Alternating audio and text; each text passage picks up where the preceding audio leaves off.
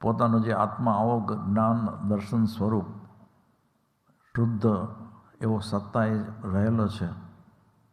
એ આત્માએ જે આ મોહનો દોષ છે, એટલે કે પર વસ્તુમાં હું અને મારાપણું છે, એ કાઢવા માટે થઈને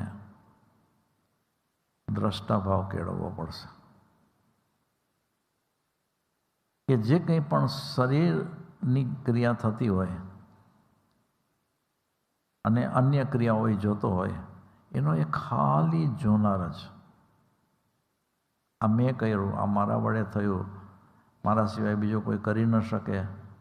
એવા અનેક પ્રકારના હુંપણાના ભાવ અને મારાપણાના ભાવ એ દૂર કરવાને માટે થઈને જો જીવ બરાબર પ્રેક્ટિસ કરે, કે જે પણ થાય છે એ વ્યવહારિક રીતે જે થાય છે એ તો થાય છે, આપણાથી જે કરવું પડે એ કર્મના ઉદયથી કરવું પણ પડે,